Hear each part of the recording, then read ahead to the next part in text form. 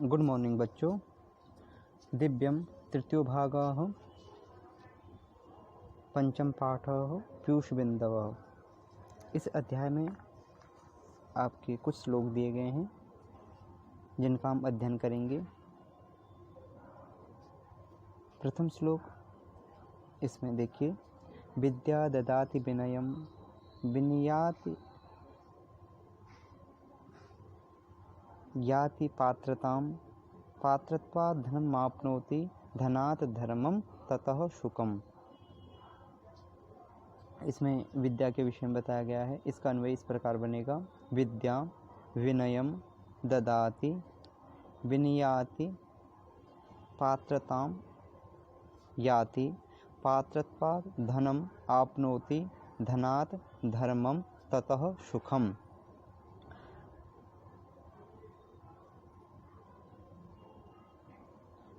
इसका हिंदी रूपांतरण देखिए, विद्याम विनयम ददाति, अर्थात विद्या क्या देती है? हमें विनय देती है। कौन सा गुण देती है? विनय देती है, अर्थात सहनशीलता का गुण देती है। और विनयाति पात्रताम याति, और जब हमारे अंदर विनय आ जाता है, योग्यता आ जाती है, तो क्या मिलता है हमें? विनयाति यात्रताम विनयाति पात्रताम याति, अर्थात हमारे अंदर पात्रता आती है, हमारे अंदर योग्यता आती है। और पात्रत्वा धर्म आपनोति, और जब हमारे अंदर पात्रता आ जाए, हमारे जब योग्यता आ जाती है, तो योग्यता आने के बाद क्या होता है? धन की प्राप्ति होती है। और धनात्, धनात् जो शब्द है इसमें पंचमी का प्रयोग है, विनियात में पंचमी का प्रयोग है, पात्रत्वात् में पंचमी का प्रयोग है। धनात् धर्मम ततः सुखम भवति, अर्थात धन आने से हमारा क्या होता है? धर्म प्राप्त होता है, और उससे हमें क्या मिलता है? सुख मिलता है। तो इसका पुनः एक बार अर्थ देखेंगे कि विद्या हमें विनय देती है, और विनय से हमें पात्रता आती है, पात्रता से हमें धन की प्राप्ति होती है, और धन से धर्म प्राप्त होता है, और उससे हमें सुख मिलता है। अगला श्लोक देखिए, अपूर्वः कोपि कोशोऽयं विद्यते तौ भारतेः व्ययतः वृद्धिं मायाति क्षय मायाति संचयात। इसका हिंदी रूपांतरण देखिए, भारती तौ अयं कोशः कः अपि अपूर्वः विद्यते व्ययतः वृद्धिम आयाति संचयात क्षयम आयाति। इसका हिंदी अर्थ देखिए, भारती किसे कहा? हे माँ सरस्वती, सरस्वती के लिए यहाँ पे भारती का प्रयोग किया गया है। तो अयम कोशः, अर्थात आपके पास जो यह कोश है, कौन सा कोश है? विद्या रूपी जो आपके पास खजाना है, यह अपूर्व विद्यते, अर्थात यह बड़ा ही अद्भुत है। व्ययतः वृद्धिम आयाति, अर्थात जो खर्च करने पर बढ़ता है। कैसा खजाना है? जो खर्च करने पर बढ़ता है। और संचयाद क्षयम आयाति, यदि आप संचय करते हैं, संचित करते हैं, अर्थात इकट्ठा करते हैं, इकट्ठा करने पर नष्ट हो जाता है। क्या कहा? हे माँ सरस्वती, तुम्हारा यह विद्या रूपी खजाना बड़ा ही अद्भुत है। क्यों अद्भुत है? जो कि खर्च करने पर बढ़ता है, और संचित इकट्ठा करने पर नष्ट हो जाता है।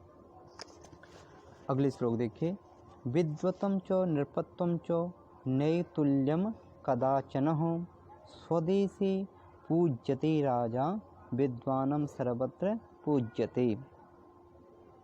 इसका अन्वय देखिए, विद्वतं च नृपत्वं च कदाचन तुल्यं न भवति राजा स्वदेशी पूज्यते विद्वान सर्वत्र पूज्यते।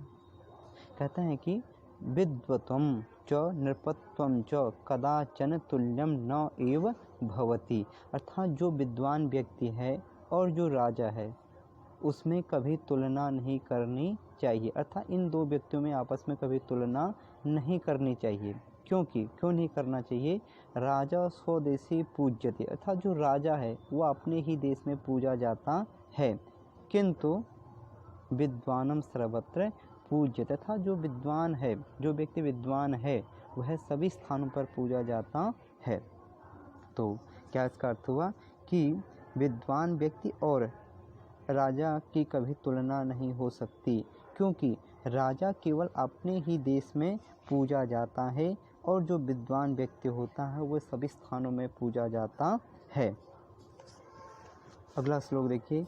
उद्यमः साहसं धैर्यं शक्तिः विद्या पराक्रमः एति षष्ठ यत्र तिष्ठन्ति तत्र देवः सहायकः। इसका अन्वय देखिए। उद्यमः साहसं धैर्यं शक्तिः विद्या पराक्रमः च एते षष्ठ अत्र यत्र तिष्ठन्ति तत्र देवः सहायकः भवति। इसका अर्थ क्या है? उद्यमः। उद्यमः का अर्थ क्या होता है? परिश्रम, अर्थात जो व्यक्ति परिश्रम करने वाला है। साहसम अर्थात जिसके अंदर साहस है। धैर्यम अर्थात जिसके अंदर पेशेंस है, धैर्य है। शक्ति ही जिसके अंदर बल है। विद्या और पराक्रम अर्थात जो वीर है, जिसके अंदर वीरता है। जिस व्यक्ति के अंदर ये 6 गुण हैं, अर्थात जिसके अंदर ये 6 गुण हैं, तत्र देवः सहायकः अर्थात उसकी स्वयं ईश्वर रक्षा करते हैं। क्या क्या 6 गुण हैं? उद्यम अर्थात परिश्रमी व्यक्ति, साहस, धैर्य, शक्ति, विद्या और वीरता। अर्थात यहाँ बताया गया है कि जिसके अंदर ये 6 गुण हैं उसकी स्वयं देवता रक्षा करते हैं। अगले श्लोक देखिए।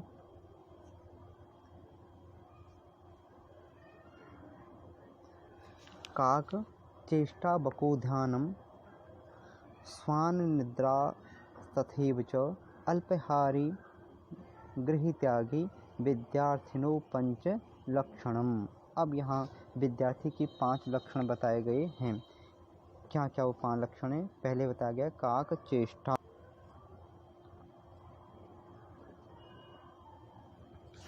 बताया गया है कि काक चेष्टा, काक अर्थात कौवा, उसकी तरह चेष्टा होनी चाहिए, अर्थात उसकी तरह हमें प्रयासरत होना चाहिए, अर्थात प्रयास करना चाहिए। बकह ध्यानम, बकह अर्थात जो बगुले होते हैं, बगुला जो है उसकी तरह हमारा ध्यान होना चाहिए। आगे बताया गया है स्वान निद्रा, स्वान निद्रा अर्थात स्वान कहते हैं कुत्ते को, निद्रा अर्थात नींद, अर्थात कुत्ते की तरह नींद होनी चाहिए। अल्पहारी और कम खाने वाला होना चाहिए।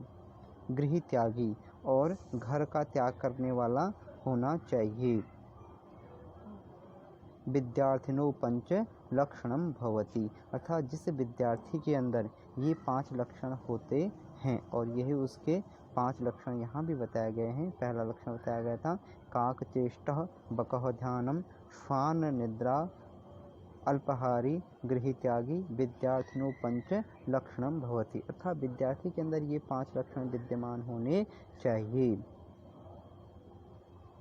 अर्थात कौवे जैसे उसका प्रयासरत होना चाहिए, उसको बार बार प्रयास करना चाहिए, और बगुले जैसा उसका ध्यान होना चाहिए। स्वान निद्रा और उसकी जो नींद है वो कुत्ते की तरह होनी चाहिए।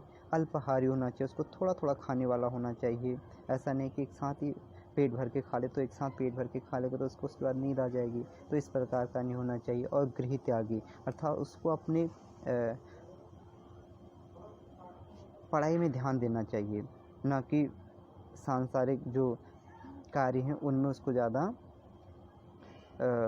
इन्वॉल्व नहीं होना चाहिए। उसको केवल अपने पढ़ाई संबंधित काम को ध्यान देना चाहिए। उसका पहला कर्तव्य क्या है कि वो अपने पढ़ाई पर ध्यान दे। विद्यार्थिनो पंच लक्षणम भवति अर्थात इस प्रकार विद्यार्थी के 5 लक्षण यहाँ बताए गए हैं।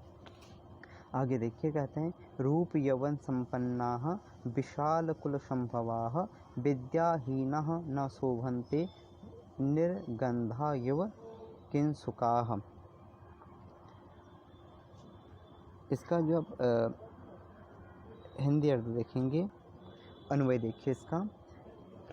रूप यौवन संपन्नाः विशाल कुंभ संभवाः विद्याहीनाः ते निर्गंधाः किंसुकाः इव न शोभन्ते। तो इसका देखिए हिंदी अर्थ देखिए, रूप यवन संपन्ना, अर्थात रूप तथा यवन से संपन्न व्यक्ति, और विशाल कुल संभवा, और उच्च कुल में उत्पन्न, परंतु विद्याहीना, अर्थात जो विद्या से हीन व्यक्ति हैं वो किस प्रकार है, निर्गंधा किंसुका युवन शोभन्ते, अर्थात किंसुका एक पुष्प होता है, उसके अंदर सुगंध नहीं होती है, अर्थात उस पुष्प के समान है, किंसुक के सुगंध रहित पुष्प के समान शोभा नहीं देता, परंतु देखने में तो अच्छा लगता है लेकिन उसके अंदर सुगंध नहीं है तो वह शोभायमान नहीं देता। तो यहाँ क्या बताया गया कि रूप यौवन से संपन्न व्यक्ति, उच्च कुल में उत्पन्न हुआ व्यक्ति, परंतु उसके पास विद्या नहीं है अर्थात विद्या से विहीन है, तो वह व्यक्ति किंसुक के सुगंध रहित फूल के समान शोभा नहीं देता। तो एक बार मैं सभी श्लोकों का दोबारा से उच्चारण कर देंगे, आपको भी इन श्लोकों को याद करना है और इनका हिंदी अर्थ करने का अभ्यास करना है। तो प्रथम श्लोक क्या थी, विद्या ददाति विनयम, विनयाति याति पात्रताम, पात्रत्वात् धनमाप्नोति, धनाधर्मम ततः सुखम। अपूर्वः कोऽपि कोशोऽयं विद्यते तौ भारती, व्ययतः वृद्धिमायाति क्षयमायाति संचयात्।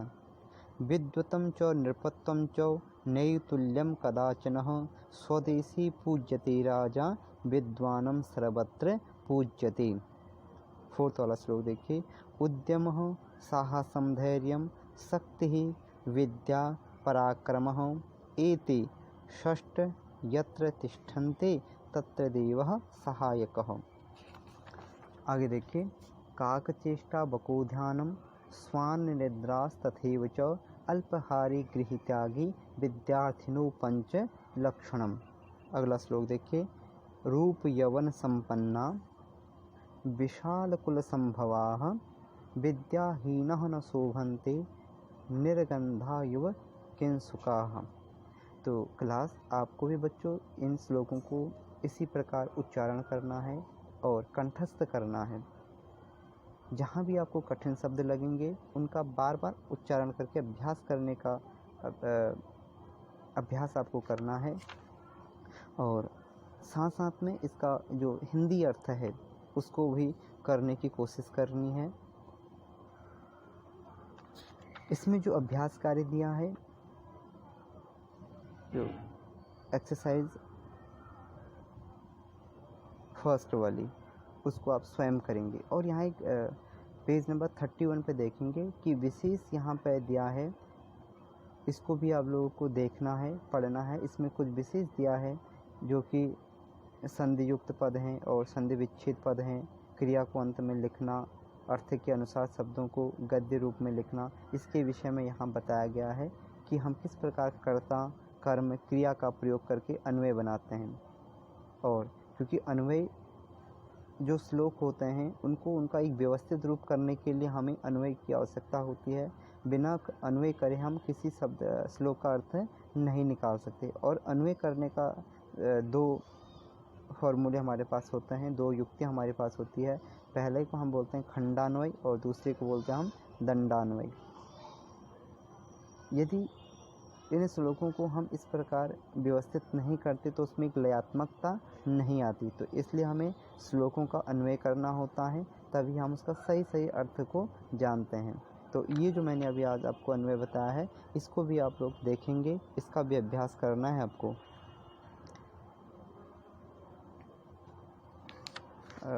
और इसमें जो शब्दार्थ दिया है, शब्दकोश दिया है, याति अपूर्वः व्ययतः क्षयं कदाचन साहसं पात्रतां कोशः संचयात् विद्वत्वम् उद्यमः चेष्टा। इन श्लोकों को, इन जो शब्दार्थ हैं इनको भी अपनी नोटबुक में नोट करेंगे। और इसका जो फर्स्ट वाला क्वेश्चन है, विद्या किं ददाति विनयम कस्याः कोशा अपूर्वः कथ्यन्ते भारत्याः के जनाः न शोभन्ते, उसमें क्या कहेंगे कि जनाः न शोभन्ते, क्या होगा, विद्याहीनाः, था जो विद्या से हीन व्यक्ति है वह शोभा नहीं देता। विद्वानम कुत्र पूज्यते, विद्वानम सर्वत्र पूज्यते, तो सर्वत्र है। किंसुकाः कीदृशाः भवन्ति गन्धहीनाः। दोबारा बता देता हूँ आपको। जो फर्स्ट क्वेश्चन है विद्या किं ददाति विनयम। सेकंड वाले का है कस्याः कोशः अपूर्वः कथ्यन्ते भारत्याः। कौ के जनाः न शोभन्ते विद्याहीनाः। विद्वानं कुत्र पूज्यते विद्वानं सर्वत्र पूज्यते। केनसुकाः कीदृशाः भवन्ति गन्धहीनाः। तो क्लास ये आपका पंचम पाठ है जिसका आपको अभ्यास करना है और इन श्लोकों को कंठस्थ करना है। कंठस्थ करते हुए हिंदी अर्थ भी देखेंगे और अन्वय का अभ्यास करना है। धन्यवाद।